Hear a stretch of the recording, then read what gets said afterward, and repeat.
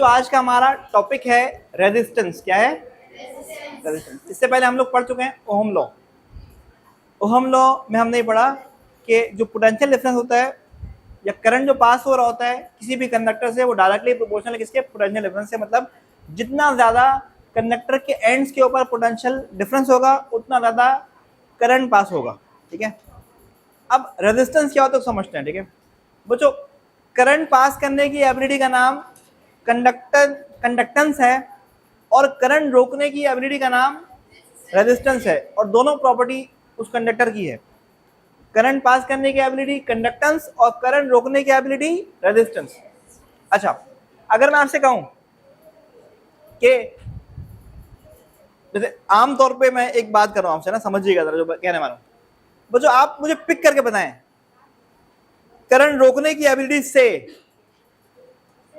Copper की resistance ज्यादा होगी या सिल्वर की रेजिस्टेंस ज्यादा होगी? कॉपर की रेजिस्टेंस ज्यादा होगी या सिल्वर की ज्यादा होगी रेजिस्टेंस? सोच के बताइए। सिल्वर की ज्यादा होगी रेजिस्टेंस।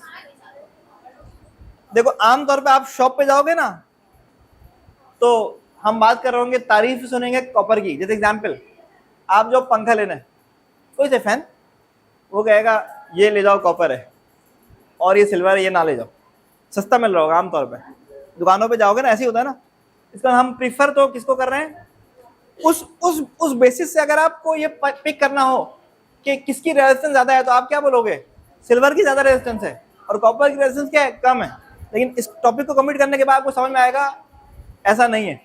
ठीक है, इस टॉपिक को पढ़ लेते हैं फिर समझ में आ जाएगा आपको। देखो पहला जो मैंने आपको पढ़ाया रेजिस्टेंस के बारे में, वो ये बताया कि कंडक्टर की एबिलिटी करंट को अपोज करने की ये कहलाता है रेजिस्टेंस। क्या कहलाता है? It is a property of a material to that opposes current flow.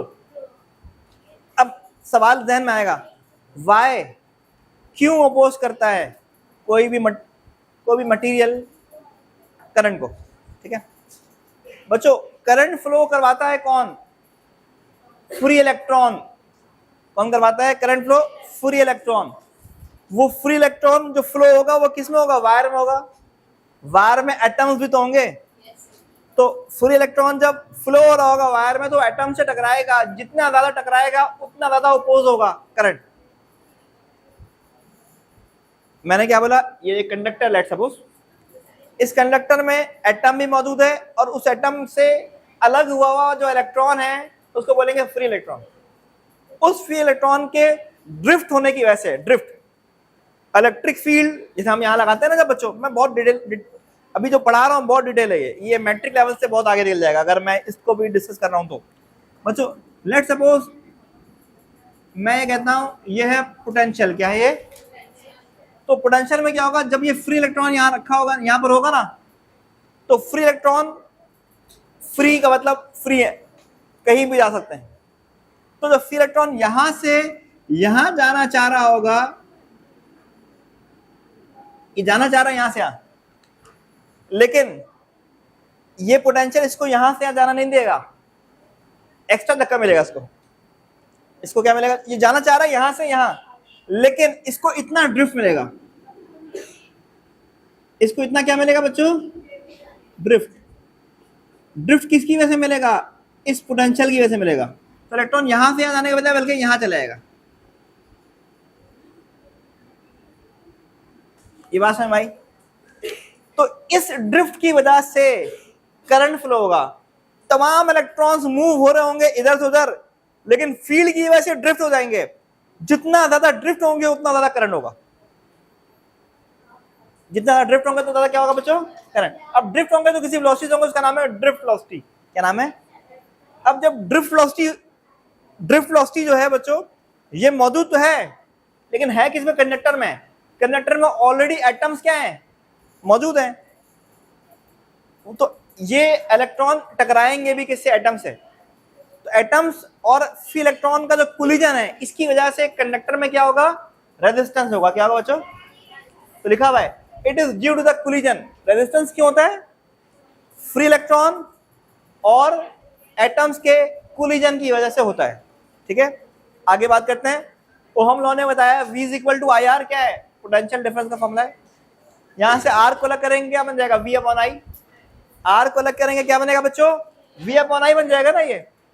अब वोल्टेज, ये फॉर्मूला हो गया किसका, रेजिस्टेंस का। किसका फॉर्मूला बच्चों, अगर वोल्टेज की वैल्यू पता है और करंट की वैल्यू पता है तो ये फॉर्मूला है किसका, रेजिस्टेंस का। ठीक है, अब बताते हैं इसकी यूनिट बच्चों। वी की यूनिट वोल्ट, आई की unit ampere, volt per ampere is ohm, और ओहम का सिंबल ये है। ठीक है, ये तो हो गया रेजिस्टेंस। रेजिस्टेंस का फॉर्मूला, रेजिस्टेंस की यूनिट। अब बात करते हैं किन फैक्टर्स के ऊपर रेजिस्टेंस डिपेंड कर रही है। तो बच्चों लेंथ, जितना ज्यादा वायर की लेंथ होगी उतना ज्यादा रेजिस्टेंस होगा। एग्जांपल, आपको एक बल्ब जलाना है, लेट्स सपोज यहां से सॉकेट से आपने करंट लेना है और बल्ब जलाना है, लेकिन आप एक बहुत लंबी वायर यूज कर लो तो बल्ब का ग्लो कम होगा, क्योंकि उसमें से करंट क्या होगा, कम पास होगा ड्यू टू रेजिस्टेंस। लंबी वायर की रेजिस्टेंस ज्यादा होगी तो उसमें करंट क्या होगा, कम फ्लो होगा। राइट, तो अगर आपके पास बड़ी वायर है तो आप उसको छोटा कर लो कि तार काटना पड़ जाए, इस वजह से आपका करंट जाया हो रहा है। बात समझ आ रही है। तो रेजिस्टेंस ज्यादा होगी अगर कंडक्टर की लेंथ क्या है, ज्यादा। थिकनेस ऑफ कंडक्टर के ऊपर भी डिपेंड कर रहा है रेजिस्टेंस। बच्चों थिकनेस ज्यादा होती है इसका मतलब एरिया ज्यादा हो गया, क्रॉस सेक्शन एरिया क्या हो गया। अगर वायर की थिकनेस ज्यादा होगी तो मतलब एरिया ज्यादा हो गया, क्रॉस सेक्शन एरिया ज्यादा हो गया। जितना ज्यादा मोटी वायर होगी उसकी रेजिस्टेंस उतनी कम होगी। आपने ये देखा होगा कि आमतौर पे जो मेन लाइन होती है ना घर की, उसमें इस्तेमाल होता है थिक वायर।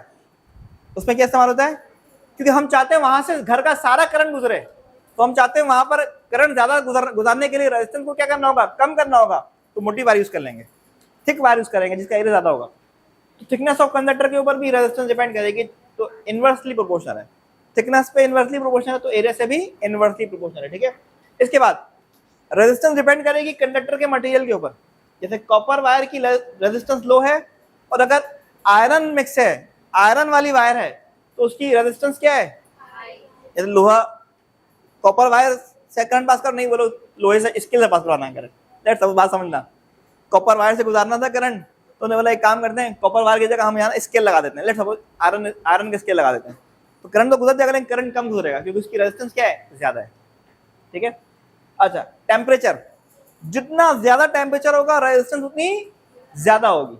ठीक है, कंडक्टर का रेजिस्टेंस, अगर वायर गर्म हो रही है ना तो आपका काम है बंद कर दो, करंट नहीं गुजारो, वरना ज्यादा देर के लिए अगर करंट गुजर जाएगी तो वायर और ज्यादा गर्म हो जाएगा, तो फिर वो उसका जो प्लास्टिक लगा हुआ है उसके ऊपर वो जल जाएगा, तो हम बोलेंगे वायर जल गई, तार जल गया। तो अगर आपको नजर आ रहा तार गर्म हो रही है तो आपने बंद कर देना है। मेरी बात समझ आ रही, तो टेम्परेचर बढ़ा है तो और ज्यादा बढ़ेगा, और देर के लिए अगर करंट गुजर गया तो और ज्यादा देर के लिए करंट गुजरने से टेम्परेचर और ज्यादा बढ़ जाएगा। ठीक है, अच्छा ये बात समझ आ गई। तो बच्चों किसी भी कंडक्टर का एरिया और लेंथ अगर आपको पता है और आपको अगर उसकी रेजिस्टेंस निकालनी है तो उसका फॉर्मूला ये है। अगर कंडक्टर की लेंथ पता है, कंडक्टर का एरिया पता है, तो उसकी रेजिस्टेंस निकालने का फॉर्मूला ये है, और ये एक कांस्टेंट जिसका नाम क्या है, रेजिस्टिविटी। और रेजिस्टिविटी क्या होता है इसको पढ़ते हैं कि बच्चों रेजिस्टिविटी क्या होता है, ये प्रॉपर्टी होता है, क्या होता है, ये मटेरियल की प्रॉपर्टी होती है जो हमें बताती है कि कितना ज्यादा वो करंट को अपोज करेगा, कितना ज्यादा वो करंट को अपोज करेगा। बात समझ आ गई बच्चों। रेजिस्टेंस की वैल्यू, ये रेजिस्टेंस कैलकुलेट हो रहा है, रेजिस्टेंस की वैल्यू चेंज हो सकती है due to the conductor length और एरिया और टेम्परेचर। कंडक्टर की रेजिस्टेंस चेंज हो सकती है बाय वेरिंग लेंथ और एरिया और एनी अदर फैक्टर, टेम्परेचर वगैरह, लेकिन रेजिस्टिविटी चेंज किसी भी खास मटेरियल के लिए रेजिस्टिविटी की वैल्यू क्या होगी, फिक्स होगी, कांस्टेंट होगी। जैसे एग्जांपल मैंने बताया, सिल्वर की रेजिस्टिविटी कम है, कॉपर की रेजिस्टिविटी ज्यादा है। दिख रहा है आपको, मैंने बोला था ना वहां पे स्टार्ट में बताया था कि आपको ये बात उल्टी समझ में आएगी कि कॉपर की रेजिस्टिविटी ज्यादा है और सिल्वर की रेजिस्टिविटी कम है, फिर भी हम यूज कर रहे हैं कॉपर और सिल्वर। देखो हमेशा याद रखना, वो चीज जो बहुत ज्यादा महंगी हो ना उसको इस्तेमाल नहीं करते हम आमतौर पे। तो महंगा है सिल्वर, सिल्वर क्या है, इसीलिए उसको आप यूज नहीं कर रहे हैं वायर में।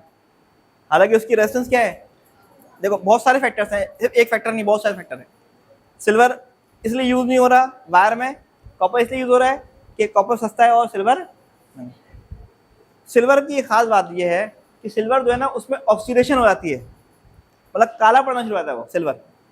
सिल्वर क्या होता है, तो वक्त के साथ साथ उसमें ऑक्सीजन का अगर उसमें मतलब अगर वो एनवायरनमेंट में रहेगा अगर, तो वक्त के साथ काला पड़ता रहेगा, तो जल्दी खराब हो जाएगा ना फिर तो इसलिए हमें पता है रेजिस्टेंस किसकी ज्यादा है, कॉपर की ज्यादा है, थोड़ा सा फर्क है, ज्यादा तो बोल सकते हैं ज्यादा है, ये कम है और ये ज्यादा है, तो फिर भी ये यूज हो रहा है। क्यों? क्योंकि ये चीपर है और ये काला नहीं पड़ता, इसलिए इसको इस्तेमाल करना है। लंबे टाइम के लिए ड्यूरेबल है ना, ये तो लंबा चलेगा, ये मेरी बात में आ गई। तो इसीलिए हम इस्तेमाल कर रहे हैं कॉपर का और सिल्वर का इस्तेमाल नहीं कर रहे हैं। हालांकि रेजिस्टेंस ज्यादा किसकी है, कॉपर की। ठीक है, तो यहीं तक रखेंगे आज का टॉपिक हमारा।